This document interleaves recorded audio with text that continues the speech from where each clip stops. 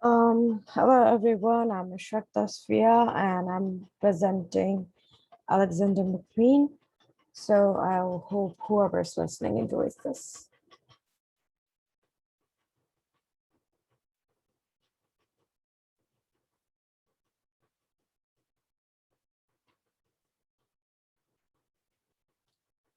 So yeah, Alexander McQueen in the 2010s. These are just some of the social events that were going on during the 2010s. And this is the overall fashion aesthetics of 2010s, very colorful. When it comes to the trends of 2010s, it was very girly and colorful and very feminine, like the current trends of tiny sunglasses, chokers, and clear heels that everyone wears right now. That came from the 2010 trends. And when it comes to what were going on and what was in back then, um, of course, Keisha's TikTok was all over the Billboard charts back then, and heavy contour and overall very feminine aesthetics were in. There was some portion of unisex fashion back then, and it was mainly inspired by the grunge and skater looks from the 90s. So yeah, and of course there was a lot of influence of social media starting from that era. And yeah, introducing Alexander McQueen, who back in 2010 as well, despite the feminine trends that were going on, they played with the dark aesthetics. So speaking of the designer himself, the founder, his story is quite long and very interesting. I cannot fit the whole thing into one presentation, but I can just give out some interesting aspects because they're important. So he quit high school at the age of 16, and then he started apprenticeship at Savile Row. From there, he started working on designing some costumes for theaters. And then from where he was born, he obviously left while he was doing these things. And then he came back to London in 1990. And then he started studying art and design as a graduate.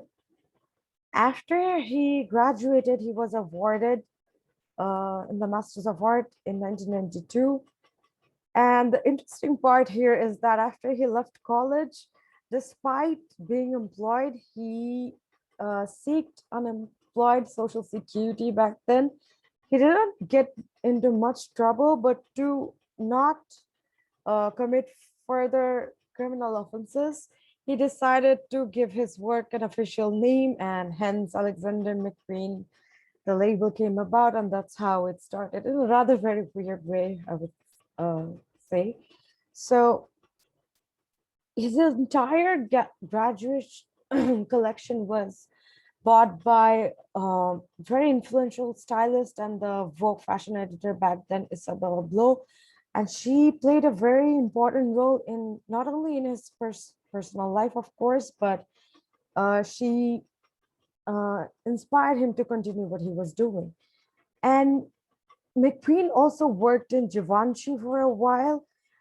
During this time, he didn't exactly have the room to express himself very creatively because Givenchy had a very strict image with what they go about. But then again, he mentioned he was in it for the money, and it helped him to start Alexander McQueen as we know today. And again, in after that, 51% of the share was bought by Gucci. And that gave him a lot more money to work with to develop his brand a lot more. And then obviously he reached peak success in the 90s and 2000s. And then he started opening stores in New York, Milan, London, Las Vegas, and Los Angeles, you name it. So in the 2010s, the era that I'm particularly working with, on February 11, 2010, McQueen unfortunately passed away um, due to his long-term friend that also passed away, like the stylist I mentioned, Isabella, and also his mother passing away. That took a toll on his mental health, um, and then he suffered his death, and he was found in his apartment. A rather very dark history, and but like shortly after his death, um, his co-designer Sarah Burton took over the company, and she from 2010s held the legacy of Alexander McQueen, like his perfect fittings and his themes. She was able to hold onto it very well, and she was praised by the fashion industry for being able to continue this legend of the band. And speaking of the McQueen revolution, as I call it, the changes he brought in the fashion industry, this is my favorite segment. So the changes he brought into the industry was huge. Especially like you can see in the picture right now, he played a lot with his fashion shows very creatively. Like the current picture you can see is like the theme was demons, and of course you can see fire in it. And there are other crazy themes that he played with during his fashion shows. So yeah, he played with water, fire, even ink all over his stage during his fashion shows. And he was also known for, like I mentioned, his very perfect fitting. He liked to work on the models um, as he created his designs. And of course, his designs call for it. So he incorporated a lot of cutting and fashion of clothes.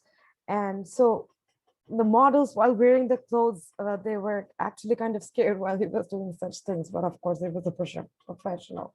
It was safe. And throughout most of his collections, he followed the Gothic Victorian theme, uh, played with very dark aesthetics, dark topics as well, like victimization, abuse. He was surrounded by some of the controversies for these topics that he was covering. And but of course, he was just, I would say, clearly expressing himself very creatively. So when it comes to the brand mantra and the mission statement, they are innovative and uncompromising, romantic, provocative, upholding the power of emotion and the touch of human hand. So these are the elements of like the brand. And of course, the unique selling point is their dramatic styles and very precise fittings.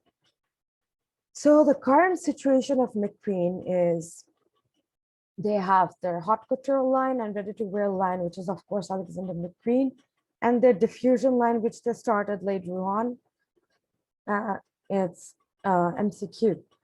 The market positioning is based on luxury and quality, of course. When it comes to pricing strategy, in the beginning of the uh, brand, when the brand was being introduced, price skimming was followed so that it could easily fit in the market. And after it was established, well, they followed premium pricing, of course. And value proposition is the very high perceived quality and brand loyalty from celebrities mainly. Sarah Jessica and Lady Gaga is one of the most long-term celebrity endorsers of Alexander McQueen. So when it comes to the business model, it's divided into 4 sectors. When it comes to the Who sector, this mainly describes the target market. So the target market of McQueen was established and professional men and women aged between 25 to 45. And but you can see that in most of his collections, in the brand's collections, women's clothings and accessories were more portrayed rather than men, because Alexander kind of believed that he could portray himself more creatively there. So when it comes to the what segment, they offered clothing, jewelry, shoe bags, and the iconic scarves, which are mainly known for back in the days. Like that's the scarf everyone wore it back in those days. And when it comes to the how segment, like how their supply chain management and value chain management works, they're working with vertical integration with Kering, and they handle most of these things.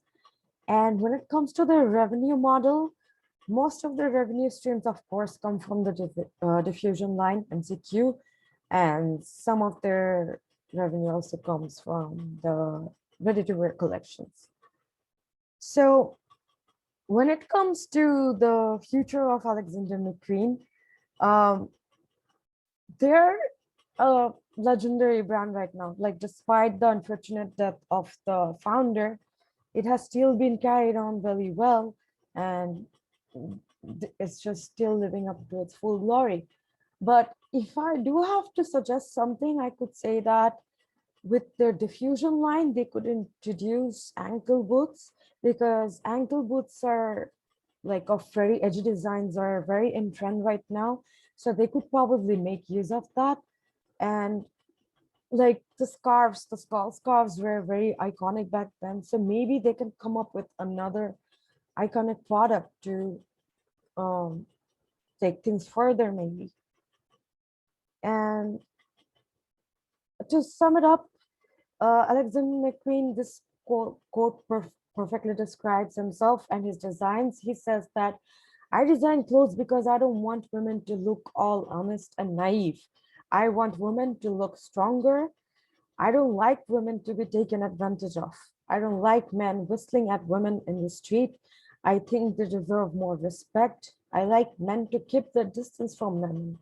I like men to be stunned by an entrance. I want people to be afraid of women I dress. So this obviously comes with how outrageous and edgy and how eye-catching his designs are. So of course, any woman that wears his designs will stand out and maybe to some extent scare people off, who knows. So thank you for listening till now. I hope you like my presentation. Yeah, that's all.